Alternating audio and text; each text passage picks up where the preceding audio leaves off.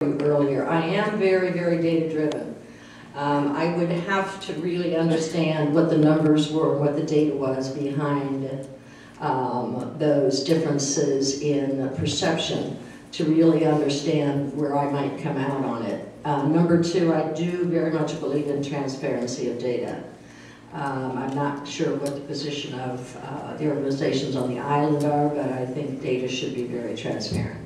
And also, as I mentioned, I believe in open communications. A lot of people mention that, but what they didn't mention as much is well-managed communications. You know, what we have on the island is a very open forum. That rarely exists in an organization. Usually there is some management and some facilitation that controls the volume of the communication. I'm not sure we have that, but I think open communications is a core value, but critically, skillfully managing how those communications are distributed to the population at large, I think is very, very important. Mike. Next, Mike Sullivan. Thanks. I tend to agree with Don in one respect. This is an interesting question. If there's so many activities on DATOL where golfers and non-golfers interact on a daily basis. We've got Island Friends, the Visual Arts Club, book clubs, the yacht club, garden clubs, so on and so on. So, you know, is there really a rift? I'm not sure how prevalent or real it may really be. Is it merely being created by a few individuals who have a personal goal that they're trying to achieve? I'm not sure. But you know, based on the fact that we seem to be able to coexist in so many other fashions and not have any problems whether you're a golfer or a non-golfer, I would tend to believe that there's probably a small faction that's creating this so-called rift. Thank you. Third is Bill. I guess I would say what rift. I believe it exists in the minds of a very vocal minority in the island who use electronic forums that would try to convince others that there is a rift between golfers and non-golfers. I would say that we're all residents of this island, and we all want to see the club succeed, and all of its activities run as efficiently and effective as possible. You know, what would we do to change or change that perception? If there is a perception, I think that we can do everything we can to improve the relationship between golf and golf members. We can communicate better to eliminate any perception that the board is not being open, and just talk it out. But bottom line answer is what rift. Next is Paul Kine. My answer is very short. As with Mike, I belong to a lot of different activities besides golf, and my wife and further, and we just don't hear of anything that people might talk about. And last on this question is David Elmore. I guess going fifth means everything's already been answered, but I concur with everyone else here. I've lived here on and on 3 years. We have numerous friends that are non-golfers. Something would have come up in that time and nothing ever has. So the only thing I read is there's occasional electronic mails. That's the only thing I ever see. Thank you.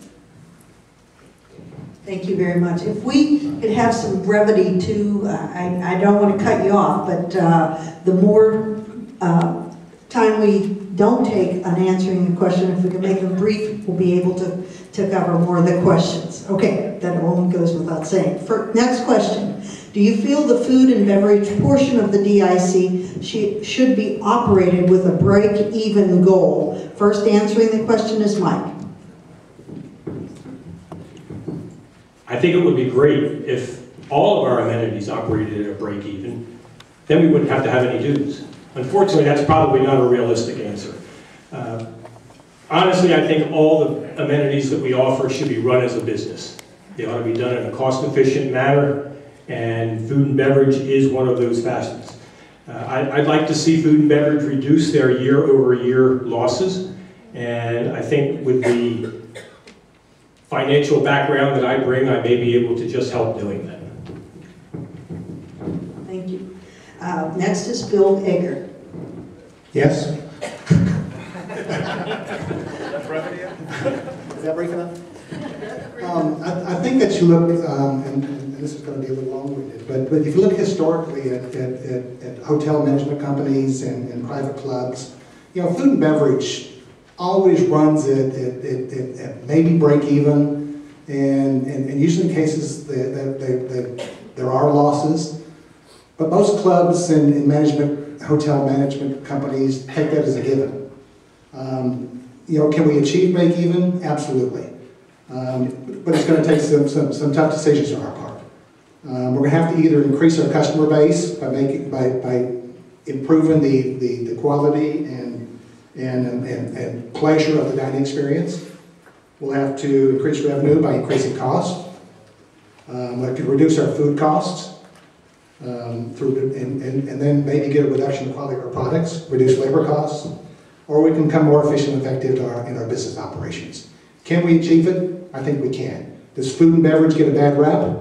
I think probably the club management would tell you that people talk more about food and beverage than any other profit center in the club, and it's not the only one that loses money. I think that we have to focus on break even for all our departments. Next is Paul. My short answer is yes, but along with that, it is an amenity. It'll take some very hard decisions as to whether we need to cut back on that amenity to make it break even. Each year that we can cut the operating cost, however, means that the settlement funds last that much longer and gives us more time to figure out or to get the more members that we need to increase revenue. And last on this question is David. Next to last. Pretty well the same thing. Ideally, yes.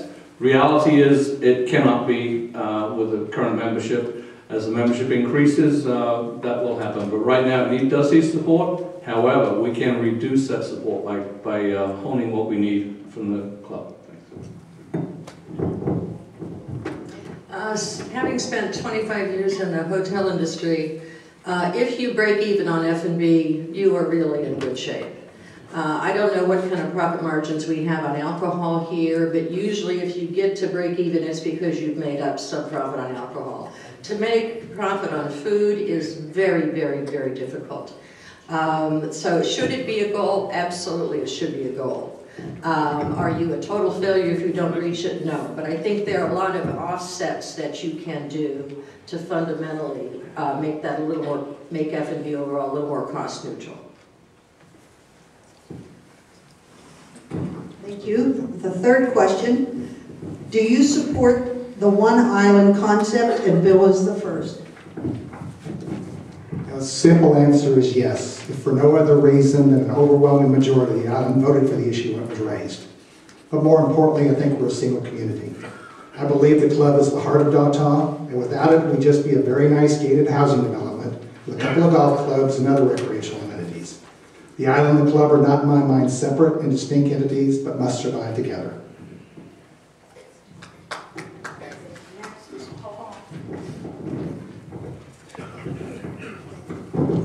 Yeah, absolutely yes, for exactly the same reasons. We are one island, and in order to survive in the long term, we have to approach it that way, that all of us are working towards the same end goals. Was not here when the vote was taken, but it would have been a resounding yes then, and is now. Thanks.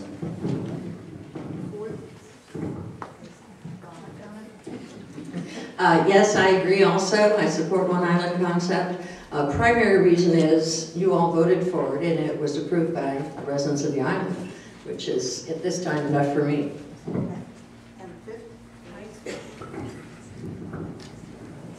I support it 100%.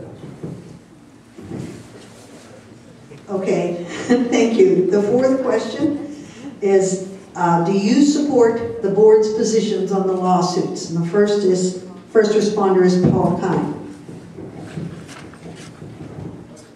Yes, I absolutely do, and as I said in my talk, we waited until after the first golf vote to make the decision to, in our case, buy a piece of property and build a home. And we did so in spite of the fact that there was a continuing lawsuit, because we really believe the board is correct. Real quickly, yes.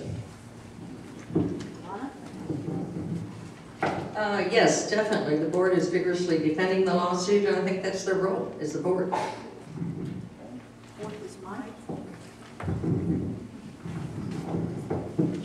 Another 100% yes.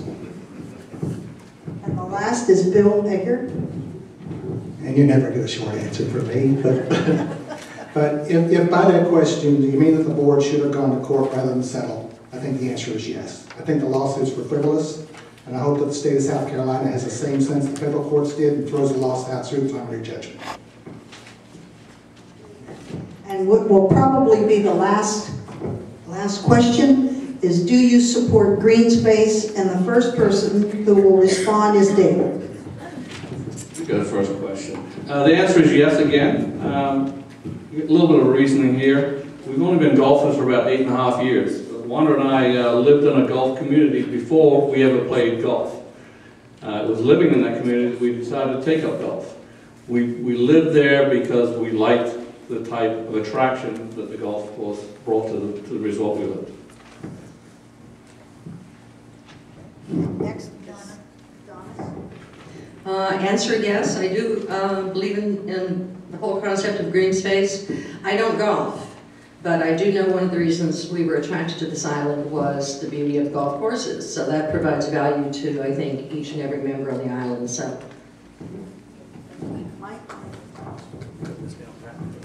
Yes, I do support it. It was approved by the island, and granted, there are some that opposed it then and some that oppose it now, but heck, that's what democracy is all about.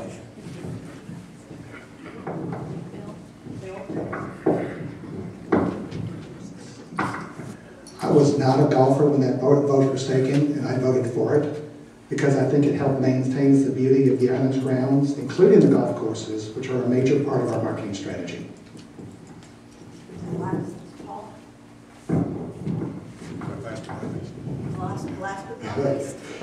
Absolutely. I've actually, when you talked about a rift among people, I've talked to people who are non-golfers about green space, and all of them believe that it enhances their home values to have the beauty that's out there, whether it's the greens themselves or the grass, but what's around the golf course and the way they take care of the ponds and the growth. So, absolutely. Okay, that's all the time we're going to be able to take for the question and answer period. I would like to thank all of the persons who are here.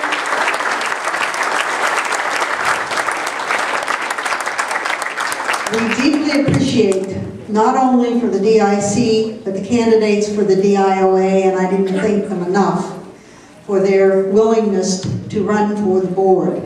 As you know, we have a vetted process with our election, and we will have 2 people who are this quality group that will not be elected. But I am asking you as residents to encourage those who do not get elected to run again.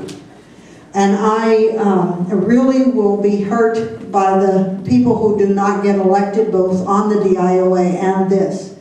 And we will celebrate the people who do get elected. I know that a vetted process is what makes our island strong, and the electorate needs the voice to elect. I'm just proud of the work of our committee and the work that we have done to provide you with 8 of the best candidates we could find. And we thank you.